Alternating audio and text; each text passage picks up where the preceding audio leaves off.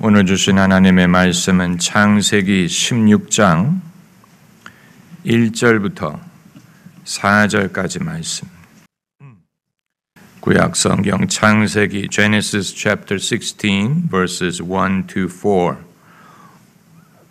16장 1절부터 4절까지 우리 함께 읽겠습니다. 아브라함의 아내 사레는 생산치 못하였고 그에게는 한 여종이 있으니 애굽 사람이요 이름은 하갈이라. 사레가 아브라함에게 이르되 여호와께서 나의 생산을 허락지 아니하셨으니 원컨대 나의 여종과 동침하라. 내가 혹 그로 말미암아 자녀를 얻을까 하노라 하매 아브라함이 사레의 말을 들으니라. 아브라함의 아내 사레가 그 여종 애굽 사람 하갈을 가져 그 남편 아브라함에게 첩으로 준 때는 아브라함이 가나안 땅에 거한 지 10년 후이었더라. 아브라함이 하갈과 동침하였더니 하갈이 잉태하매 그가 자신의 잉태함을 깨닫고 그 여주인을 멸시한지라. 아멘.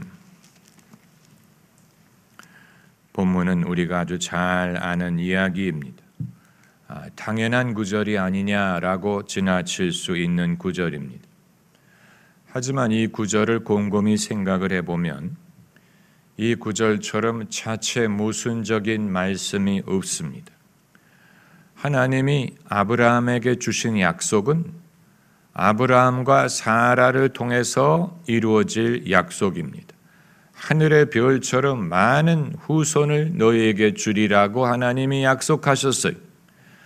선지자를 통해 간접적으로 하신 약속이 아니고 친히 아브라함에게 여러 번 말씀하신 약속입니다. 그렇다면 사라는 아이를 쉽게 낳을 수 있어야 됩니다. 아브라함의 아내이기 때문에 사라는 자식을 쉽게 낳을 수 있는 여자여야 됩니다. 그런데 오늘 본문 말씀에 아브라함의 아내 사레는 생산치 못하였다라고 했으니 이보다도 더 자체 모순적인 상황은 없는 것입니다. 하나님이 주신 약속과 인간의 현실이 서로 조화되지 않는 것입니다. 그렇기 때문에 하나님의 약속을 믿을 것이냐 아니면 인간의 현실을 생각할 것이냐, 도대체 어떻게 하나님의 말씀이 이루어질 것이냐를 고민할 수밖에 없는 상황이 아브라함과 사라에게 발생한 것입니다. 아이를 쉽게 낳을 수 있는 여자라 하더라도 하늘의 별처럼 많은 후손을 얻으려면 얼마나 오래 기다려야 되겠습니까? 서둘러도 부족한데 아예 생산을 할 능력이 없으니 이보다도 더 모순적인 현실이 없는 거예요. 하나님의 말씀을 의심하는 것은 아니지만 도대체 하나님의 말씀이 어떤 식으로 이루어질 것인가 하는 의구심을 가질 수밖에 없습니다. 우리가 하나님의 뜻을 아는 것과 하나님의 뜻이 어떻게 이루어질지를 아는 것은 별개예요. 대다수의 사람들은 하나님의 뜻을 어렴풋이 알아요. 그러나 어떻게 이루어질지를 아는 것은 아니에요. 둘 다 믿음이 필요해요. 둘 다 인내가 필요해요. 하나님의 뜻을 알지만 어떻게 그것을 이루실지를 모르고 거기에 순응하지 못하기 때문에 그 뜻이 다 이루어지는 것을 경험하지 못하는 사람도 있으리라고 생각이 됩니다. 이스라엘 백성이 하나님이 원래 약속하신 땅을 다 얻지 못한 것을 보면 그 사실을 알 수 있어요. 원래는 유브라데 땅까지 땅을 말씀하셨어요. 유브라데에서 대해 서쪽까지의 땅을 약속하셨는데 이스라엘의 역사를 보면 그 땅을 다 차지하지 못했어요. 하나님이 주시지 않아서 차지하지 못한 게 아니고 하나님은 주셨지만 사람이 뭔가가 부족해서 믿음이 부족하든 인내를 하지 못하든 순종하지 못하든 협조하지 않든 기다리지 않든 어떤 이유이든지 하나님은 약속하셨으나 사람이 다 얻지 못한 것이 많이 있습니다. 생산치 못한다라는 말은 산모에게는 아기를 갖지 못한다라는 뜻이지만 영적인 열매를 맺지 못한다라는 뜻도 있습니다. 희한하게 성경에서 아주 중요한 출산을 한 대다수의 여성들은 애초에 불임이었다는 사실을 아십니까? 사라가 그랬던 것뿐만이 아니고 리브가가 그랬고 또 라헬이 그랬고 한나가 그랬고 그리고 세례 요한의 어머니 엘리사벳이 그랬어요. 중요한 생산을 하는데 그 임무를 맡은 여성들이 불임이었어요.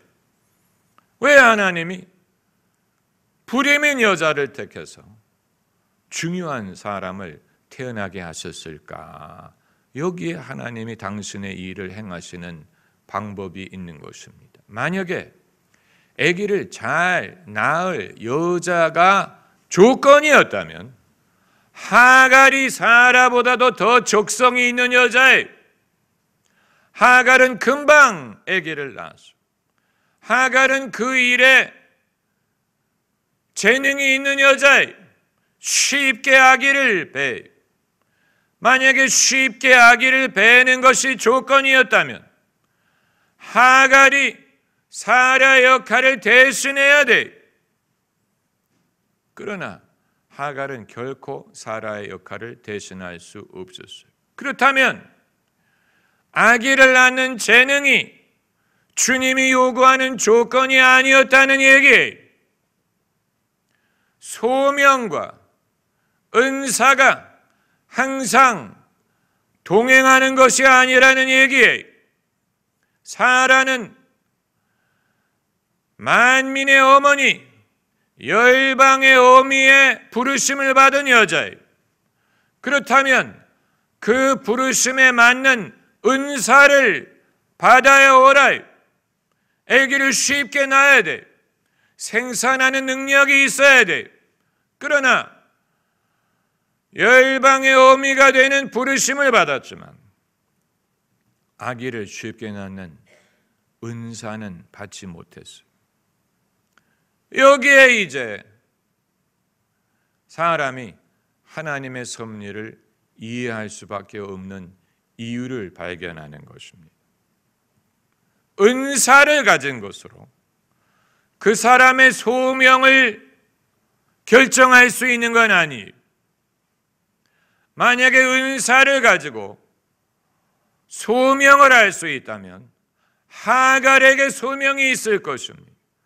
왜냐하면 하갈은 사라보다 아기를 쉽게 가지니까 그 일이 하갈에게는 쉬워요. 그 일에 재능이 있어요. 만약에 재주를 가진 것이 그것으로 소명을 판단할 수 있다면 하갈에게 소명이 있는 거예요. 그러나 하갈이 아무리 아기를 쉽게 가진다고 사라의 역할을 대신할 수 있었던 것이 아니고 사라 대신 아브라함의 파트너가 돼서 이후에 이스라엘 백성의 아비가 어미가 될 수 있었던 것이 아니에요. 그러니까 은사를 보고 그 사람의 부르심을 판단하려고 하면 안 돼. 은사에서 그 사람의 하나님에 대한 계획을 알 수 있는 것이 아니라는 말씀이에요. 비틀즈가 전설적인 20세기의 록그룹이 될 수 있었던 것은 그들의 개별적인 재능이 출중해서가 아니었어요.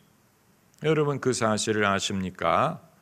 비틀즈 멤버 중에 링고스타가 드럼을 치고 그리고 존 레논과 조지 해리슨이 기타를 치고 폴 맥카트니가 베이스를 쳤는데 악기 연주 실력을 보면 링고스타보다도 드럼 잘 치는 사람들 많아요. 존 레논, 조지 해리슨보다 기타 잘 치는 사람 많아요. 폴 맥카트니보다 베이스 잘 치는 사람 많아요. 그러나 그 많은 더 악기를 잘 연주하는 사람들이 비틀즈 같은 그룹을 만들 수 있었던 것은 아니에요. 그러니까 어떤 재능의 차원에서 승부할 수 있었던 것이 아니었다는 얘기. 이들이 뭐를 잘해서 악기를 유별나게 잘해서 전설적인 그룹이 될 수 있었던 것이 아니고 이들이 개별적인 재능은 보통이었는데 하나로 뭉쳤을 때 남들이 갖지 못했던 매력, 천재성 이것이 있었기 때문에 그 전설적인 비틀즈가 될 수 있었던 것입니다. 빌리 그레이엄 목사님이 20세기를 대표하는 대표적인 부흥사가 됐지만 그 이유는 빌리 그레이엄 목사님의 출중한 설교 기술 때문이 아니었어요. 설교 기술만을 따진다면 잘하는 목사들 세상에 많아요. 설교 실력으로 승부를 하려고 했다면 빌리 그레이엄 목사님은 20세기를 대표하는 부흥사가 될 수 없었을 것입니다. 이건 은사만으로 승부할 수 있는 일이 아니라는 사실을 보여줘요. 재능만으로 승부할 수 있는 것이 아니에요. 이것은 재능도 있어야 되지만 하나님이 허락하셔야 되고 하나님이 함께 하셔야 되고 하나님이 문을 열어주셔야 되고 하나님이 높여주셔야 돼요. 그게 있고 그리고 이런 은사도 있고 저런 은사도 있는 것이지 은사가 많다고 그 자체로 하나님이 그 사람을 사용하셔야 되는 건 아니에요. 우리가 그 사실을 알아야 됩니다. 사라가 생산을 못한다는 사실이 사라의 소명을 불식시키느냐? 아니에요. 왜? 열방의 어미로 부름을 받은 여자가 생산을 못하느냐 하는 것은 납득할 수 없는 일이지만 하나님이 하시는 일에는 사람이 납득하기 어려운 일들이 있습니다. 이것은 사람의 생각, 사람의 실력, 능력, 노력, 사람의 열심, 사람의 경건, 거룩함, 사람의 어떤 노력으로 이루어질 수 있는 것이 아니라는 것을 하나님이 당사자도 알게 하고 모두가 알게 하기 위한 것입니다. 이건 하나님의 은혜로만이 가능하다는 것을 알게 하기 위하여 때로는 소명을 받고 사명을 받은 사람이 정작 당장 그것을 이룰 만한 힘이 없게 하시고 그 상황을 오랫동안 지속하게 하십니다. 그러니까 사람의 생각으로는 납득할 수 없는 일입니다. 어떻게 이것이 가능하냐? 하나님의 뜻이 도대체 어디에 있느냐? 도대체 이루실 것이냐? 이루실 것이라면 어떻게 이루실 것이냐? 언제 이룰 것이냐? 그걸 사람이 담대히 말할 수가 없어요. 하나님만이 아세요. 하나님만이 그것을 쥐고 계십니다. 왜 좀 더 아기를 잘 낳을 수 있는 여자를 택하지 아기를 낳기 어려운 나를 택하셨을까라고 질문하게 하십니다. 택하신다면 하갈을 택하죠. 하갈은 잘하던데 왜 하갈이 아닌 사라를 택하셨을까? 신기하지 않습니까? 이것은 사람에 의해 사람을 위해 이룰 수 있는 것이 아니고 하나님이 하시는 일이라면 하나님이 하신다는 것을 보여주기 위한 것입니다. 여러분, 이것을 우리가 깨닫는 과정에서 엄청난 겸손함을 배울 수밖에 없습니다. 나는 아무것도 아니구나. 내가 위대했던 것이 아니구나. 나는 무력했구나. 내 스스로는 손가락 하나 들 수 없구나. 사람이 그것을 깨달을 필요가 있어요. 그래서 이 무력함 속에서 그 무력함을 인정해야 됩니다. 내가 할 수 있는 일이 하나도 없구나. 그리고 무엇을 한다면 전적으로 하나님만을 의지할 수밖에 없게 됩니다. 그것을 하나님이 기다리시고 원하시고 그것을 기뻐하십니다. 할렐루야. 네. 내가 할 수 있는 것이 하나도 없구나. 나는 무력하구나. 하나님이 이 일을 나에게 맡기신 것을 나는 내 자랑으로 생각했는데 그것이 나의 교만이었구나. 이것을 깨닫게 하시는. 그래서 하갈이 임신을 한 후에 사라를 없이 여겼다고 했어요. 사라의 입장에서는 이보다 더 자존심 상하는 일이 없어요. 자기의 여종을 아브라함에게 붙여줬더니 금방 쉽게 아기를 갖고 이제 자기를 무시하는 거예요. 얼마나 속상하겠어요. 그것을 하나님은 단축시켜 주시지 않았어요. 충분히 경험하게 하셨어요. 그 모멸감을 경험하게 하셨어요. 하나님이 개입하지 않았어요. 왜냐하면 오늘 본문의 사건은 아브라함이 이주한 지 10년 후의 사건이었다고 했는데 앞으로 사라가 잉태할 때까지 14년을 더 기다려야 돼. 14년. 그러니까 하나님이 이걸 단축시켜 주지 않은 거예요. 사라에게는 엄청난 모멸감, 고민, 번민, 하나님에 대한 의문, 자신에 대한 의문, 자기 자신에 대한 의문을 갖게 돼. 하나님을 믿더라도 자기 자신을 납득할 수가 없는 거예요.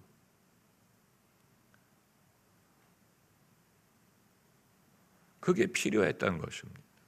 사라에게. 성경이 사라의 경험을 그렇게 말하고 있지 않지만 오늘 본문에 사라의 입장을 보여주지 않습니까? 사라가 자기가 생산하지 못함을 알고 나름 고민한 거예요.